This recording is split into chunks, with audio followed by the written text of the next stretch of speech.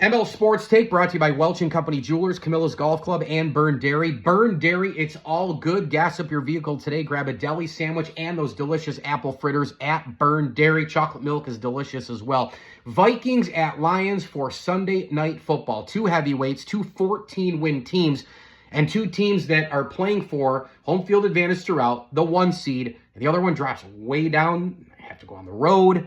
Think about that for a minute. 14 wins on the season, and that's that's what we get at the end of the regular season. Just goes to show you how unreal the top tier of that NFC North really is. I do like Detroit in this game 26-23, and I think it's more important for them to win this game and get the home field advantage, because if you think about it, it helps a defense a lot more when you're at home, because the offense, they can't put in more plays, more audibles, more this, more that, because it's harder to hear on the road snap count wise and changing plays and headsets and this and that before the 15-second mark, where it all goes away anyway in terms of voices in your ear from the OC, the head coach, etc. Then it's you at the line, Sam Darnold, Jared Goff, changing things, right? X's and O's and play formations and audibling and all that stuff. When you're on the road below 15 seconds, that is a help to the defense more than anything, and the offense might do a little bit more scrambling. So a defense that is hurt some more for the Detroit Lions, going back to that Aiden Hutchinson injury,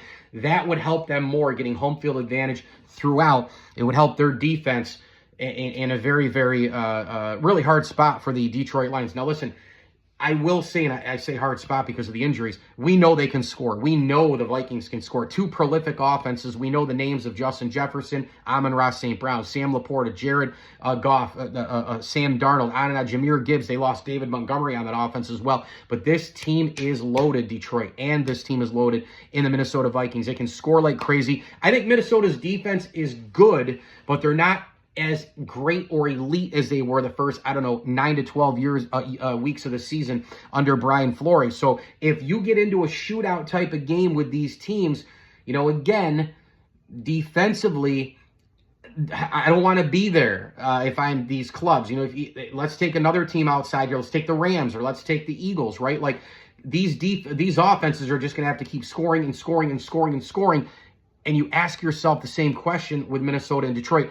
Is that sustainable? Can their defense hold up? Can their defense get one extra stop in order for them to hold the lead offensively? That will be a question not only in the playoffs, but before we get there, in this specific game in Detroit on Sunday night. 26-23. I can't wait for this game. I think the Lions pull it out.